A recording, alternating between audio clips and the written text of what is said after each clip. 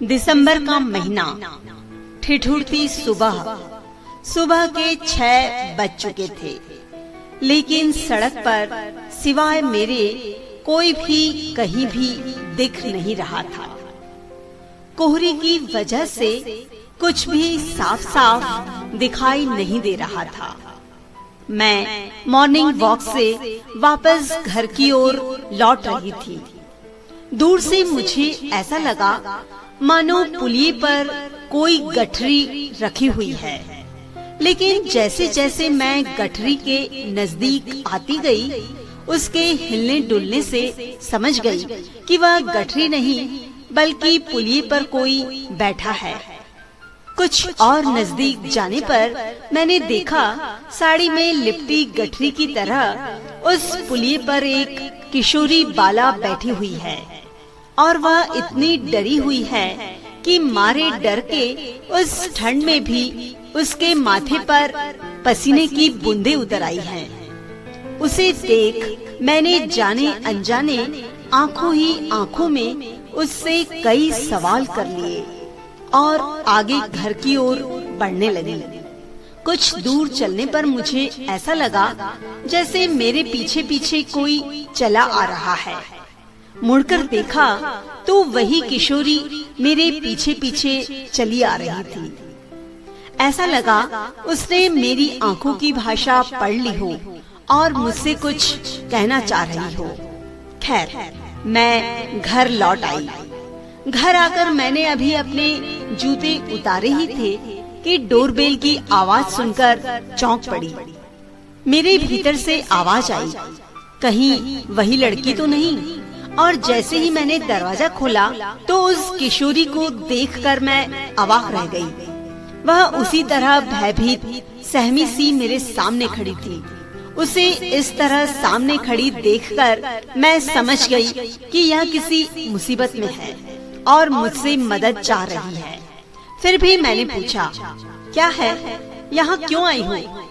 उसने बंगाली में कहा, आमा के आपनार बाड़ी रखे नाओ, मतलब आप मुझे अपने घर में रख लीजिए।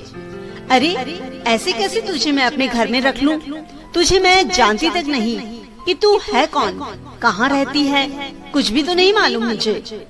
उसने फिर बंगाली में कहना शुरू किया, मैं आपके घर के सारे काम कर दूंगी, झाड़ू पोछा, मुझे बचा लीजिए, अपने घर में रख लीजिए।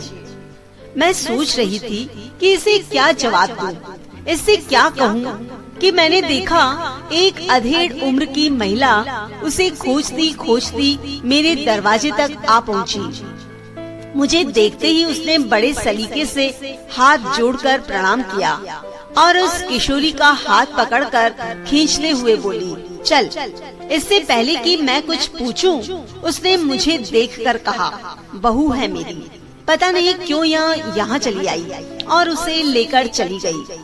मुझे दाल में कुछ काला लग रहा था, लेकिन किसी तरह के झमेले में मैं पड़ना नहीं चाहती थी और मैंने कुछ नहीं कहा।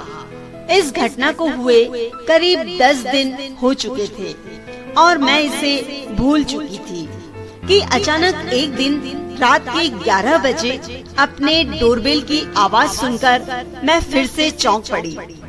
मैंने हिचकते हुए दरवाजा खोला तो देखा वही किशोरी सामने खड़ी है, बेहद घबराई हुई थी और बंगाली में बोलते बोलते कि मुझे बचा लो, मुझे बचा लो, मेरी बिना इजाजत के घर में घुस आई।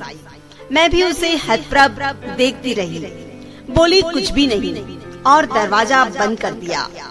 वह किसी मुश्किल में थी, इतना तो साफ जाहिर था, लिहाजा रात भर मैंने उसे अपने घर में शरण दे दी। मैंने उससे पूछा, क्या नाम है तुम्हारा? काकुली। कहाँ रहती हो? उसने अपने हाथ से इशारा करते हुए बताया, यही इसी बस्ती में रहती हूँ। और फिर बिना रुके बंगाली में उसने अपनी सारी मुश्किलें बतानी शुरू कर दी। उस सहमी घबराई किशोरी को मैं गौर से देखने लगी। काला रंग, लंबा चेहरा, देखने में ठीक ठाक, कच्ची उम्र की मासूमियत उस घबराए चेहरे पर साफ दिख रही थी। वह सहमी हुई बंगाली में कहे जा रही थी, वह औरत जो मुझे लेने आई थी वह मेरी सास नहीं है, वह मेरी कुछ भी नहीं है। मैं बहरागोड़ा में अपनी मौसी के पास रहती थी।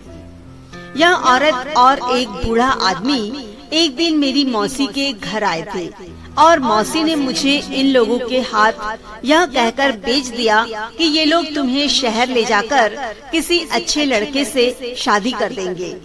लेकिन मुझे वहाँ से लाकर इन्होंने मुझे एक कमरे में बंद कर दिया।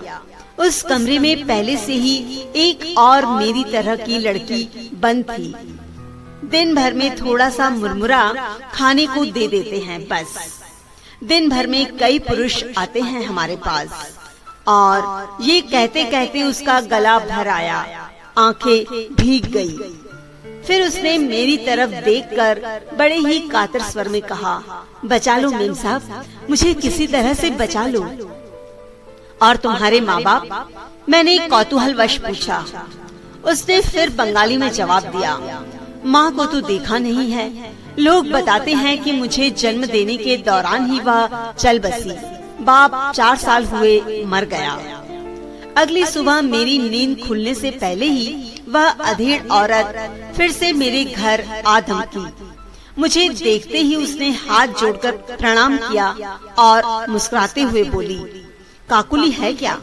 मेरी बहू। मैं जानती थी कि वह यहीं आई होगी, क्योंकि यहाँ वह और किसी को तो जानती नहीं। फिर बोली, मेम साहब, इसकी किसी बात पर विश्वास मत कीजिएगा, ये बहुत झूठ बोलती है। और फिर काकुली को वह अपने साथ लेकर वहाँ से चली गई। मैंने कुछ कहना उचित नहीं समझा, यह जानते हुए भी कि काकुली पर जुल्म हो रहे हैं। मैं चाहती तो उसे उस कमरे से आजाद करवा सकती थी, लेकिन मैंने ऐसा नहीं किया, क्योंकि अपनी व्यस्त दिनचर्या में से कुछ समय काकुली के लिए निकाल पाना मुझे फिजूल लग रहा था। मैंने अपने आप को यह कहकर समझा लिया कि इस तरह के जुल्म तो आज हर गली में हो रहे हैं। एक और काकुली सही, मुझे क्या फर्क पड़ता है। वह चली गई। मैंने फिर एक क्षण भी काकुली पर सोचना व्यर्थ समझा और अपने आप में व्यस्त हो गई। लेकिन अभी 2 ही दिन बीते थे कि मैं सुबह मॉर्निंग वॉक के लिए निकल रही थी। दरवाजा खुला ही था। अचानक दौड़ी दौड़ी काकुली हमारे घर में घुस आई। बेहद घबराई हुई, गला सूख गया था। उसका दाहिना हाथ खून से भीगा हुआ था। उसके चेहरे पर भी खून के छींटे थे। साड़ी पर भी खून लगा हुआ था। वह आकर धम्म से मेरे बरामदे में बैठ गई और कुछ बुदबुदाए जा रही थी। मेरे दिए छे, मेरे दिए छे, मतलब मार डाला मैंने। उसे इस हालत में देख मैं काफी घबरा गई। मैंने उससे पूछा, किसे मार डाला तुमने? उसने अजीब सी आवाज में कहा, उसी बूढ़े को जो मुझे खरीदकर यहाँ ले आया था और मुझसे। तब तक मेरी डोरबेल बज उठी। मैंने आई होल से देखा, पुलिस मेरे दरवाजे पर खड़ी थी। मेरी समझ में कुछ नहीं आ रहा था कि मैं क्या करूं। फिर मैंने पीछे का दरवाजा काकुली के लिए खोल दिया। पुलिस को मेरे घर से काकुली नहीं मिली। काकुली कहाँ गई? पुलिस उसे पकड़ पाई या नहीं, और वह अब कहाँ है, मुझे कुछ नहीं पता। मेरी नजर में काकुली हत्यारिन नहीं है। यदि कोई दोषी है तो वो मैं हूँ। काकुली मेरे पास आई। वह बेबस थी।